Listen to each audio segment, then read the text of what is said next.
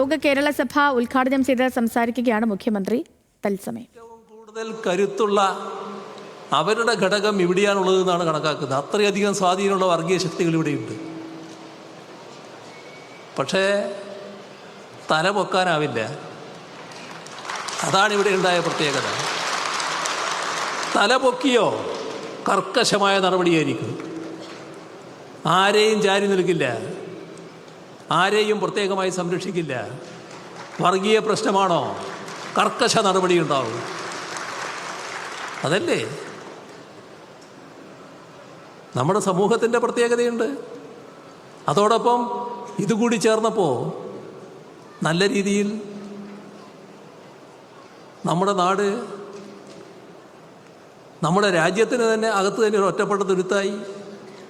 വർഗീയ പ്രശ്നങ്ങളില്ലാത്ത, സംഘർഷമില്ലാത്ത, നിങ്ങൾക്ക് എന്താണോ താല്പര്യം ആ താല്പര്യമുള്ള ഭക്ഷണം കഴിക്കാം. നിങ്ങൾക്ക് ഏത് വസ്ത്രമാണോ ധരിക്കാൻ താല്പര്യം ആ വസ്ത്രം ധരിക്കാം. ഏത് ആരാധനാലയത്തിൽ പോകാനാണോ താല്പര്യം ആ ആരാധനാലയത്തിൽ പോകാം. ഒന്നിനും ഇവിടെ തടസ്സമില്ല. ആ അന്തരീക്ഷം നമ്മുടെ നാട്ടിൽ നിലനിൽക്കുന്നു. അതോടൊപ്പം പശ്ചാത്തല സൗകര്യങ്ങളിലൊക്കെ ഉണ്ടായ വർധനവ് ഒക്കെ വന്നപ്പോൾ വലിയ തോതിലാണ് നിക്ഷേപ വാഗ്ദാനങ്ങൾ വരുന്നത്. വലിയ ബഹുരാഷ്ട്ര കമ്പനികൾ തന്നെ ഇങ്ങോട്ട് വരാൻ താല്പര്യം കാണിക്കുകയാണ്. ഇപ്പം ഇവിടെ വിഴിഞ്ഞം തുറമുഖം യാഥാർത്ഥ്യമായി. വിഴിഞ്ഞം തുറമുഖം യാഥാർത്ഥ്യമായി എന്ന് പറഞ്ഞാൽ നമ്മൾ കാണേണ്ട കാര്യം, 2016 ഞങ്ങൾ അധികാരത്തിൽ വന്നതിന് ശേഷം അതിൻ്റെ നടപടികൾ ആരംഭിച്ചു. ഒരു സംശയവുമില്ല, 2021 തുടർന്ന് നിങ്ങൾ തന്നെ അധികാരത്തിലിരിക്കുകയെന്ന് ജനങ്ങൾ തീരുമാനിച്ചപ്പോൾ ഇത്തരം കാര്യങ്ങൾ നല്ല നിലക്ക് തുടരാൻ കഴിഞ്ഞു എന്നുള്ളതാണ്. അതിൻ്റെ ഭാഗമായി അത് യാഥാർത്ഥ്യമാക്കാനായി. യാഥാർത്ഥ്യമായതോടുകൂടി വന്ന പ്രത്യേകത എന്താ? കേരളത്തിൽ വലിയ വികസന സാധ്യതയാണ് വരാൻ പോകുന്നത്.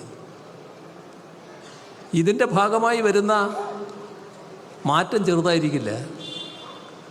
ലോകത്തിലെ ഏറ്റവും പ്രധാനപ്പെട്ട തുറമുഖമായിട്ടാണ് ഇത് തുറമുഖങ്ങളിൽ ഒന്നായിട്ടാണ് മാറാൻ പോകുന്നത്. രാജ്യത്തെ ഏറ്റവും വലിയ തുറമുഖമായിട്ട് മാറുന്നു. ഇപ്പം തന്നെ വലിയ മാറ്റങ്ങൾ വന്നു കഴിഞ്ഞു. ഇനി അതിൻ്റെ ഭാഗമായുള്ള നിക്ഷേപം വരാൻ പോവുകയാണ്. അതിൻ്റെ തുടർച്ചയായി വലിയ തോതിൽ സ്ഥലമെടുക്കാൻ പോവുകയാണ്. ഒരു 3000 ഏക്കർ സ്ഥലമെങ്കിലും വിവിധ പദ്ധതികൾക്കായി എടുക്കണമെന്നാണ് കണക്കാക്കിയിട്ടുള്ളത്.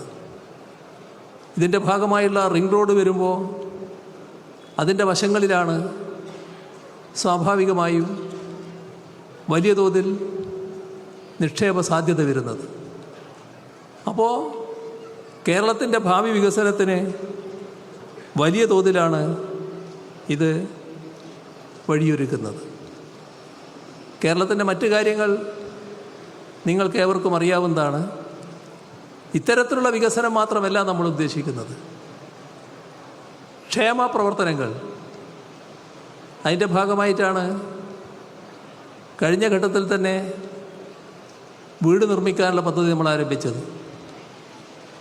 ഏകദേശം 5 ലക്ഷത്തോളം വീടുകളാണ് ലൈഫ് മിഷൻ്റെ ഭാഗമായി പൂർത്തിയാകാൻ പോകുന്നത്. ഇത്തരമൊരു പദ്ധതി എവിടെയുണ്ട്? ഇത്ര ഭംഗിയായ വീട് 4 ലക്ഷം രൂപ ചെലവിട്ട് നിർമ്മിക്കുന്ന വീട് എവിടെ അത്തരമൊരു പദ്ധതിയുണ്ട്? നമ്മുടെ ക്ഷേമ പെൻഷൻ നല്ല രീതിയിൽ കൊടുക്കുകയാണ്.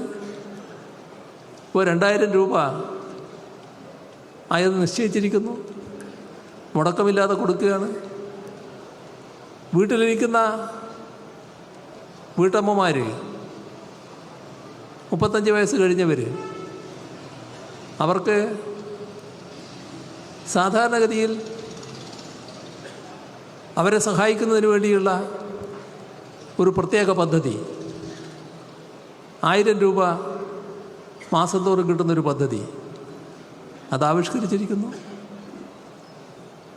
നല്ല പ്രതികരണം ആ കാര്യത്തിൽ ഉണ്ടായിരിക്കുകയാണ്. നമ്മുടെ യുവാക്കൾ പഠനം കഴിഞ്ഞ് തൊഴിലാഗ്രഹിക്കുന്നവർ അതുമായി ബന്ധപ്പെട്ട നൈപുണ്യം നേടാനുള്ള പരിശീലനത്തിന് പോകുന്നു. ആ ഘട്ടത്തിൽ അവർക്ക് മറ്റു വരുമാനമൊന്നുമില്ല. അത്തരം ആളുകൾക്ക് മാസം തോറും 1000 രൂപ നൽകുന്നതിനുള്ള മറ്റൊരു പദ്ധതി ആവിഷ്കരിച്ചിരിക്കുന്നു. എന്താണ് ഇതുകൊണ്ട് ഉദ്ദേശിക്കുന്നത്? നാട്ടിൽ എല്ലാ വിഭാഗവും സംതൃപ്തരാകണം. നാം കാണുന്ന നവകേരളം എന്നത് വികസിത രാഷ്ട്രങ്ങളിലെ, മധ്യവരുമാന രാഷ്ട്രങ്ങളിലെ ജീവ നിലവാര തോതിലേക്ക് ലോക കേരള സഭാ പൊതുസമ്മേളനം ഉദ്ഘാടനം ചെയ്ത് സംസാരിക്കുകയാണ് മുഖ്യമന്ത്രി പിണറായി വിജയൻ. പ്രതിപക്ഷ നേതാവിനടക്കം ക്ഷണമുണ്ടായിരുന്നു. പക്ഷേ പ്രതിപക്ഷം ഈ പരിപാടിയിൽ പങ്കെടുത്തില്ല. സ്പീക്കർ എൻ ഷംസീർ അടക്കം നേരത്തെ സംസാരിച്ചിരുന്നു. ലോകത്തിന് കേരളം മാതൃകയായി വരുന്നു എന്നായിരുന്നു നേരത്തെ സ്പീക്കർ എൻ ഷംസീർ പറഞ്ഞത്. ഇപ്പോൾ മുഖ്യമന്ത്രി പിണറായി വിജയൻ സംസ്ഥാന നേട്ടങ്ങളൊക്കെയും പറയുകയാണ്.